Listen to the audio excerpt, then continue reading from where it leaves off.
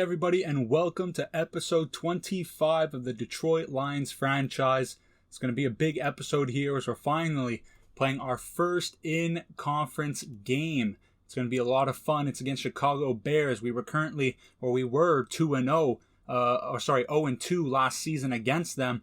We're hoping that we can get a better start, to start off this season. Those conference games were pretty important when it came to playoff standing last season. And, we started off hot. We're already 4-0. These are the most important games of the year, and we want to start off properly against the Bears. I wanted to address the quick 4-0 situation, in case any of you guys have worries that perhaps the series became too easy. I wanted to note out that the 4 teams we've played, the Minnesota Vikings, as you can see, are 0-5. That's who we played in week 1.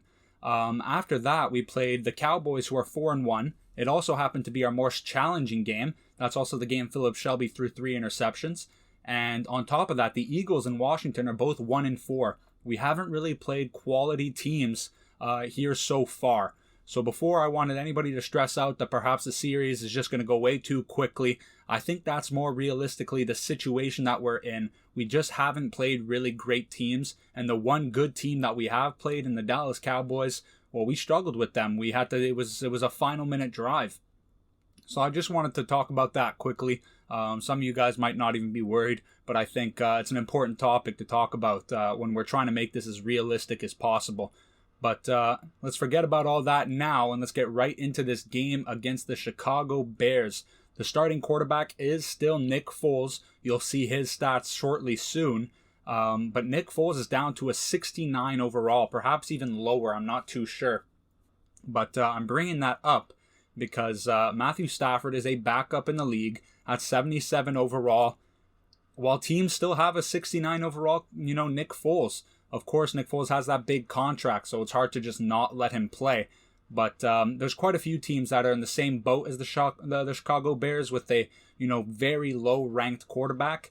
And, Matthew Stafford is unfortunately backup. So it's an unfortunate, I guess you can say it's an unfortunate, system that they have in Madden where teams, I guess, really don't prioritize certain positions. Or, you'd hope that a team that has a 69 overall quarterback or lower would prioritize maybe getting a veteran, even if it's just a 72, 73 in free agency. I think that would be, the realistic option. Nick Foles is currently having a decent season. But I felt like they could, with the weapons that they have, still having Allen Robinson, Tariq Cohen, Montgomery, Mooney as well, Cole Kmet, no more Jimmy Graham. But with the weapons they have, I thought a higher-ranked quarterback would probably serve them pretty well. Now, I'm not too angry because, of course, we do play Chicago twice a year, but it's just one of those unfortunate things that you get in Madden. Now, taking a shot on the first drive, Allen Robinson. Not too sure if he got his feet in bounds. They rule it no, so he did not get his feet in bounds. So Philip Shelby is going to come out here. Had 3 interceptions against Dallas. We just talked about it just earlier. Other than that, has been very clean, and we're winning games right now, and that's the most important thing. We're not going to be too hard on Philip Shelby. This is still a very young offense when it comes to our weapons and both our running backs. So, putting all that pressure on him to perform well while we're still winning football games, that's not something we're going to focus on too much, but we're hoping that he can continue to get clean games because that's going to be important in the long run, especially against the Chicago Bears. And we're going to stretch it out here with DeAndre Swift. He's going to pick up about 2 yards to cause a 3rd and 3. So on the 46 now, you can see Watts in at fullback. Philip Shelby making a quick pass to Rodney Foreman. We've had trouble getting connections to when it's not in the red zone. He has a couple touchdowns this season, but we just haven't really followed up on the yards that he had last season. We're having a harder time getting down to him deep. Perhaps it's a chemistry issue between him and Philip Shelby, something they'll work out as the season goes on and in the future, because these are 2 massive parts to our team, and if they don't mesh well together, it could cause issues. And on the first drive, an interception for Philip Shelby to roll a rookie linebacker for the Chicago Bears. And we were talking about a clean game. That's an unfortunate one right there. He thought his receiver would get under the linebacker likely, but that ball just comes in with a little too much juice, and the receiver doesn't really get a chance to get the cutoff there. A dangerous throw nonetheless. That's not a catch any receiver in the league really, wants to make if they were to have a choice, but we take a risk, and unfortunately it does not pay off. Philip Shelby with his first interception of the game, hopefully the last one. Looking around, he's going to dump it off to the check down, and Tariq Cohen. It's going to be Amani and I believe Terrence Kramer getting there for the tackle. So 1st and 10 on the 40. We're about to hit the 5-minute mark of the first quarter. Nick Foles in the shotgun. Dropping back, he's going to throw this one quickly to Cole Kmet. And Ronnie Harrison, who struggled in coverage all year so far, is going to give him an easy first down there. Back in the shotgun, this time it's David Montgomery with his superstar ability. Looking to find the open guy, it's Allen Robinson, and here comes Malik Hooker, who lays a big hit on him, but it's a first down nonetheless. We've struggled against Allen Robinson in the past. We're hoping we don't find that issue once again. Now, we have the big physical cornerbacks that can match up with him, but do they have, the experience or skill to keep up with a guy of Allen Robinson's caliber? That is yet to see. We really need to contain him today, or we're going to have serious issues. Looking around, Nick Foles. Tariq Cohen releasing off to the left. It's going to be a little bubble route, and he's going to pick up about 9 yards before Mitch Klein and Jelani Tavai are able to take him down. So 3rd and 1. It's going to be Nick Foles dropping back, finding the slant, and a quick pass there to Allen Robinson. Kevin King in coverage. Had an interception last week. We're hoping he can go ahead and make another big play similar to that one, because I have a feeling that we're going to need it already. David Montgomery, easy run right down the middle. I believe both our defensive tackles got pancaked there. You never want to see that in the red zone. But back on offense now for the Detroit Lions. Philip Shelby in the shotgun. He's going to hand this one off inside zone to DeAndre Swift. We need to find a better run game against the Chicago Bears. We were not able to run effectively against them last year. So that's also a big part of our offense this year now. If we can have a consistent run game, we play much better, and it's a lot less pressure on, Philip Shelby. So we really need to try and get this run game going. That's a decent one right there for about 6 yards. So 3rd and 4 here on the 27. Looking around, he's going to find TJ Hawkinson wide open. Runs a man over. A decent block there by Rodney Foreman. But it's going to be the pursuing linebacker who's going to be able to catch him from behind and slowing down before the rest of the cavalry shows up. 1st and 10 on the 50-yard line. Only a minute left until we enter the second quarter. Looking right down the middle, and it's TJ Hawkinson. 2 big catches back to back. We're going to be able to find him in the seam this time, behind the linebackers and before the safeties. That's a safe area to throw. And Philip Shelby and TJ Hawkinson have already connected on a few of those this year. Now we're getting a man blitz looking scheme. We're going to dump this one off to DeAndre Swift on the drag. He's going to pick up about 9 yards, and that's going to be the final play before we go into the second quarter. 6 for 7 so far for Philip Shelby. The only incompletion is an interception. 2nd and inches, freshly starting the second quarter. Handing it off to DeAndre Swift. He's going to get tackled. The tackle is going to push him forward to get the first down. But there were some possible big yards there into the end zone for DeAndre Swift, but he gets caught up with the defensive lineman and offensive lineman battling out. Rolling out now, trying to throw it, and Philip Shelby, absolutely no time to even roll out, look upfield, or try and release the ball. He's got someone in his face right away. 2nd and goal on the 6. Philip Shelby looking around, going to dump this one off to Sammy Watkins, but unable to turn upfield. And the rookie role linebacker for the Chicago Bears has been absolutely everywhere so far. Number 54, it looks like they have a good duo between him and Roquan so far. DeAndre Swift finally gets into the end zone on 3rd down, so we're going to be able to tie this game up 7-7. So here comes the Bears offense, hoping they can go out and put some more points like they did just the drive before. You're going to see the motion off to the right to Allen Robinson, but it's going to be handoff to David Montgomery, and that's going to be Terrence Kramer, young linebacker that we're trying to develop for ourselves. A tackling machine so far this year, is going to be able to make sure he does not get past that 1 yard gain area. So they're dropping it off to Mooney, a very athletic receiver for the Chicago Bears. That's going to be a gain of about 5. So here we go on 3rd and 3. We have a chance to get them to pack their bags. Looking around, and Malik Hooker this time cannot cover the tight end. So that's going to be another easy first down for Dukes, the second tight end on this team for the Chicago Bears. Empty back set now. Nick Foles dropping back, looking for the open man. He's going to dump this one off to Mooney, and he had some catching issues last year as well. Now, I've already bumped up the catching sliders quite a bit. It's hard to put it any higher without expecting bad results. So I think Mooney just has, struggling hands when it comes to Madden at least. He's made a couple nice catches in real life in his rookie season. Had one really impressive one. I think it was a deep post or maybe just a fade, but had a really nice one later on in the season. We know he's capable of catching. It just doesn't seem like Madden agrees. Now going deep and almost intercepted and tipped by, it looked like at least 2 to 3 guys going to Mooney downfield, but not a lot of distance on that ball. So I'm just wondering, did that ball slip out, or does Nick Foles, is it trying to show the lack of throw power? Throwing to the sideline to DeAndre Swift here, a good gain of 9 before Khalil Mack puts a solid hit on him. That's the other issue with the Bears, is you have an elite rusher like Khalil Mack, but you got to be careful not to get trapped in one of his zones. He does drop back quite often, and he's he's an athletic guy nonetheless, so you definitely don't want to throw into his direction. I'm pretty sure he already has an interception or 2 in his career. Let's not be the team to add one. Dropping back, bringing 6 men. We got to throw the ball quickly, and under pressure, he's unable to connect to Rodney Foreman coming down the middle. So 2nd and 10 on the 42. It's going to be a pitch off to the left. DeAndre Swift navigating through some blockers, and he's going to get the big yards. That's about 15 yards there for DeAndre Swift. And we've brought it up earlier this year. He just looks so much better when running in traffic than he did last year. We're really impressed by that, step up that he's made.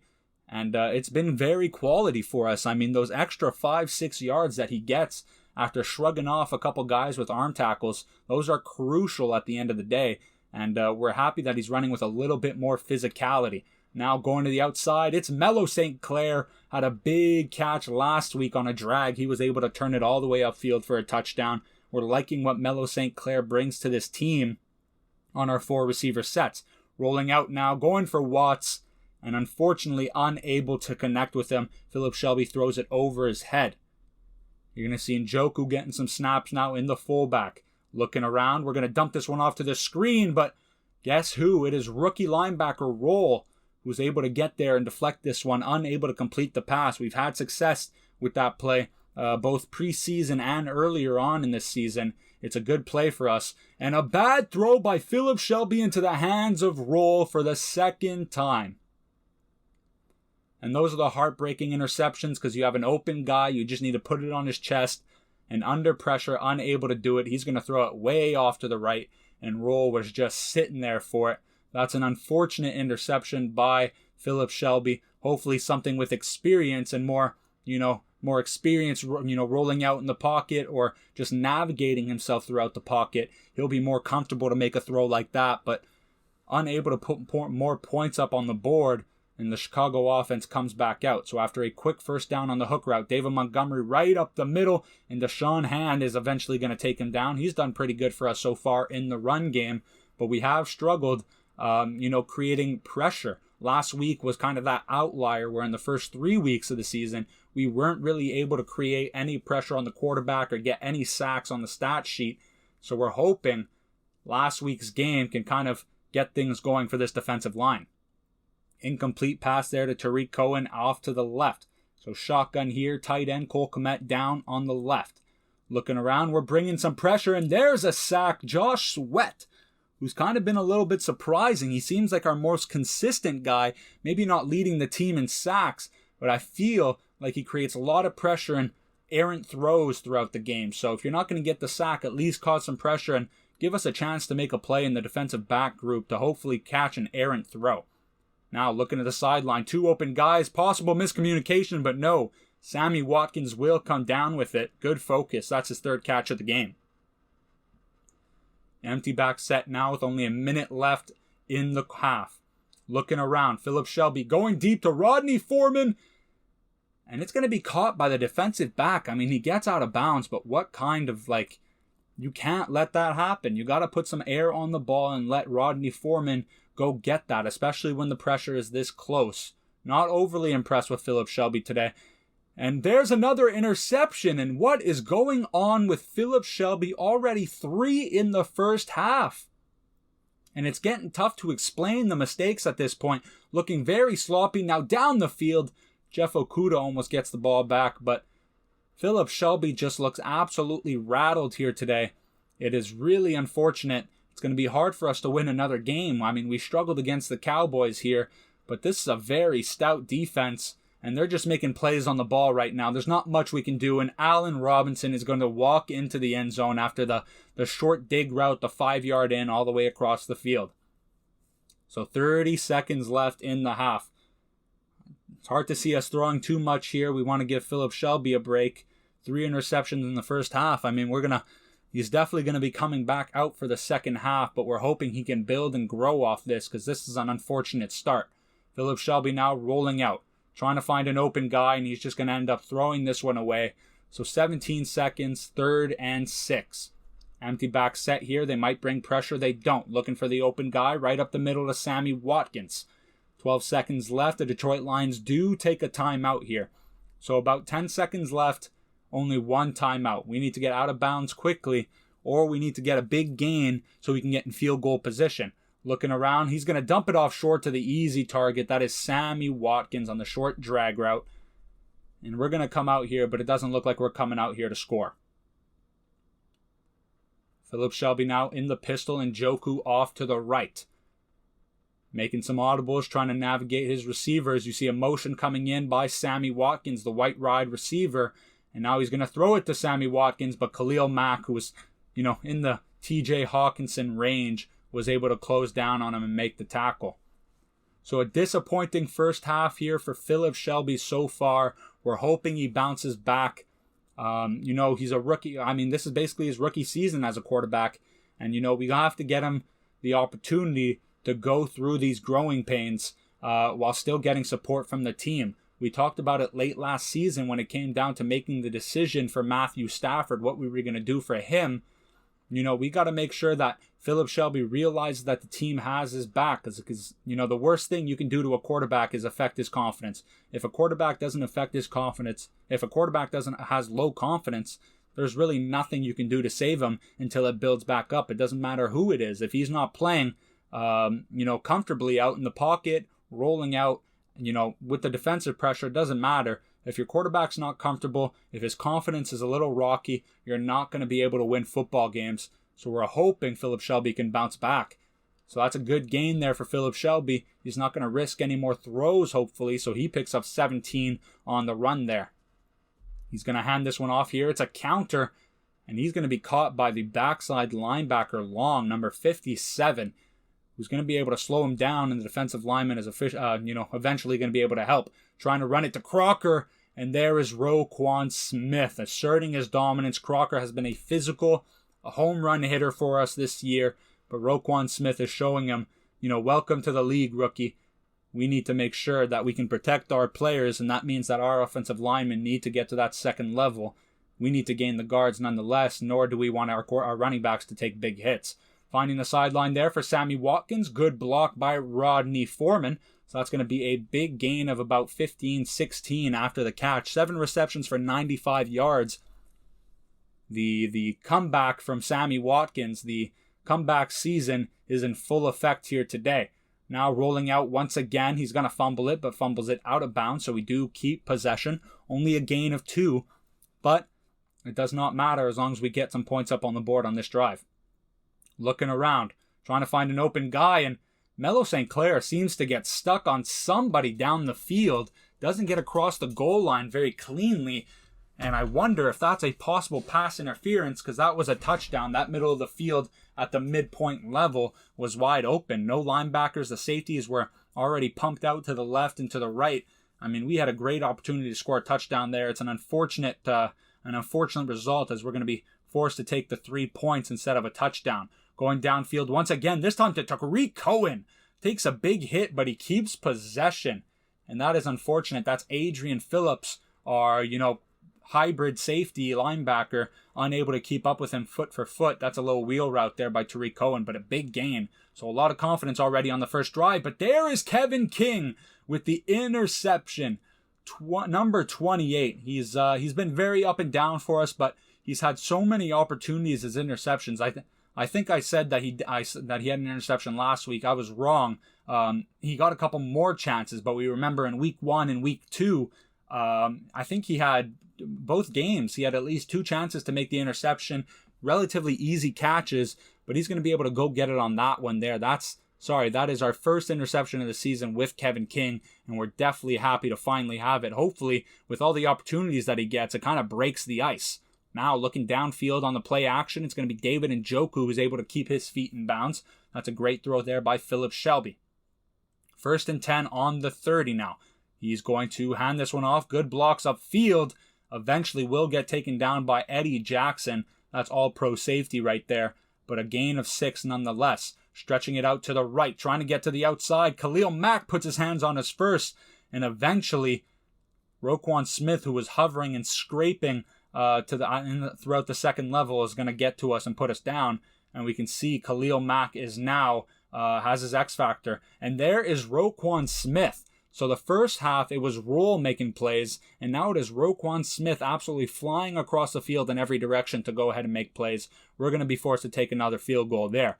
Now, looking deep, and he's finally taken down. That is Derek Wolfe. He comes in on rundowns mostly, but he is a veteran. His days with the Broncos, he was a pretty good pass rusher as well. So it's nice that we were able to find a guy like him who's, more of a specialist in the run game, but is able to do some quality time on the defensive end position and pass downs as well. Nick Foles now looking around, going to hit the out route. This time Mooney does come down with it. That's going to be a big first down. So about a minute and a half left in the third quarter. 1st and 10 here for the Chicago Bears. It's a 1-point game now, 14-13. Montgomery up the middle, and it's going to be Jamie Collins, Terrence Kramer, and of course Deshaun Hand, who got his hands on him first, able to take him down. 2nd and 8 now at the 38. Looking to the quick out route there. Malik Hooker gives him way too much room on the line of scrimmage, and that's going to be another easy first down for the backup tight end. Nick Foles, empty back set. You're going to see Tariq Cohen off to the right. He's going to go to the quick in route there by Mooney. He's already got 2 catches here so far, and we definitely don't want to get him going with his athleticism. But if he does catch the ball, our priority is to take him down because he can weave around the defense without any problems. Low screen pass there, jumps over a guy, and Tariq Cohen, what a game he is having when it comes to the splash plays. I mean, hurdles his own guy, and then the deep wheel route before. Tariq Cohen is making big plays all over the field. He has definitely been a factor for this offense and something they probably game plan coming ahead. Back in the empty back set after the motion out by the running back.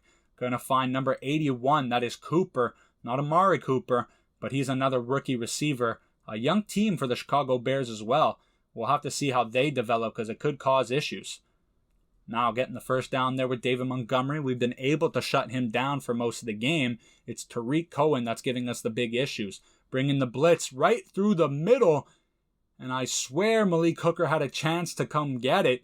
But that ball came in with a lot of mustard. And I'm surprised Allen Robinson ends up catching that because that's, he's relatively speaking, he's only about 5-6 yards away. When you're looking at him doing a short 3-yard in, line him up a little bit more diagonally. That's about a 7-yard throw, and that came in with some heat. So an unfortunate one there. We might have had another opportunity to go and get it, but the offense is still on the field. So 2nd and goal on the 3-yard line here. They're motioning out the receiver to the left. We're probably going to be bringing pressure here. We need to stop the run.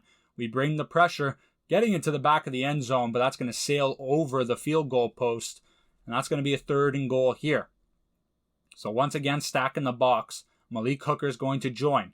They're going to motion off to the left. That's going to be the 3rd tight end on the roster, and they're going to pass it once again. And pressure coming in. This time it is Mitch Klein, who's been pretty good for us, creating pressure at these from the second level as a linebacker who can pass rush. Not a skill we necessarily thought he had in his repertoire, but he's showing it off here. But they go for it on 4th down and right up the middle to the fullback. That's going to be a touchdown there for the Chicago Bears. So they extend the lead 20-13. And you know what? Out of 3 of the 4 games we've been in, We're not used to being behind. This is also going to be a test for Philip Shelby to see how he responds. Eddie Jackson's going to make the good open field tackle there on DeAndre Swift.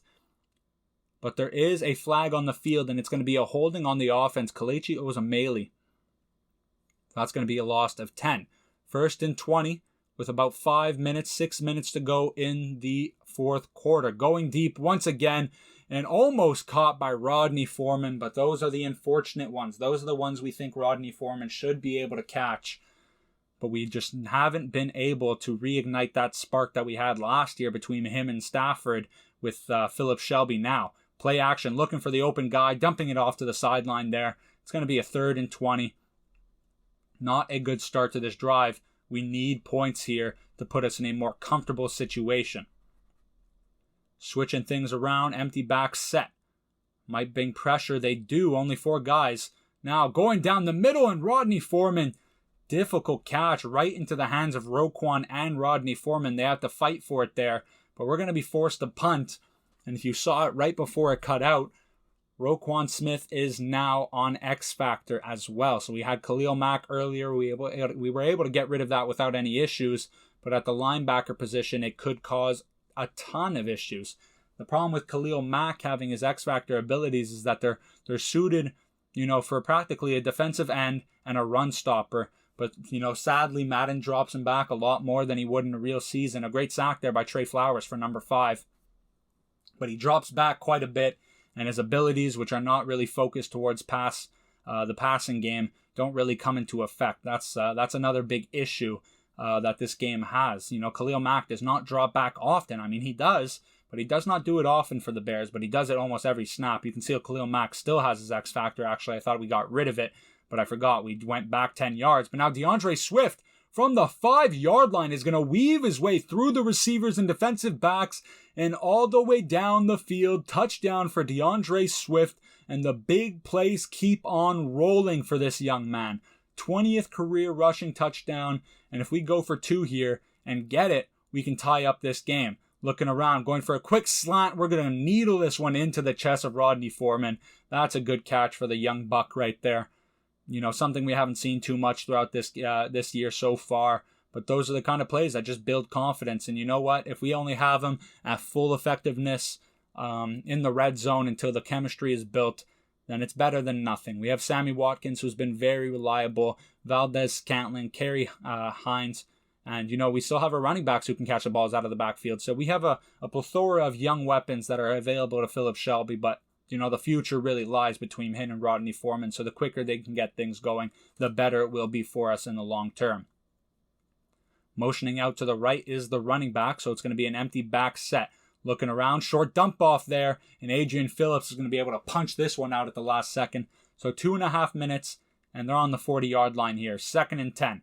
Nick Foles, pressure coming, and that's Josh Sweat creating the deflection there. We absolutely love that, and I'm telling you, he makes plays on the field. The sack numbers might not be there, but he seems to be in the backfield almost every single passing play. So they're eventually going to punt here. So 2 minutes and 20 seconds to go into this last, this final quarter, and we need to score points here if we hope to win. So we officially get to the 2-minute warning here, and Philip Shelby is going to play action here, drop back, looking for Rodney Foreman. And now this one just doesn't have enough air. It's a chemistry issue. Those are the ones where you want to lead him, and then we're leading him on the ones where we just want to throw it up in the air for him. It's unfortunate, but Valdez-Scantling unable to come down with it. So we're going to be forced to punt now, and the Chicago Bears get another opportunity to go up and take this lead. Dumping this one off to Tariq Cohen, who does a little out route. Ronnie Harrison cannot close the corner, and Amani Hooker is eventually going to be able to take him down, but he went from his own 32-yard line all the way to the 29 of our area, of our side of the field.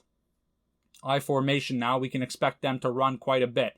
Running it off to Montgomery. Malik Hooker is going to get there to help, so is Ronnie Harrison. So we do take our first timeout, so 2 timeouts left with about 1.5 minutes.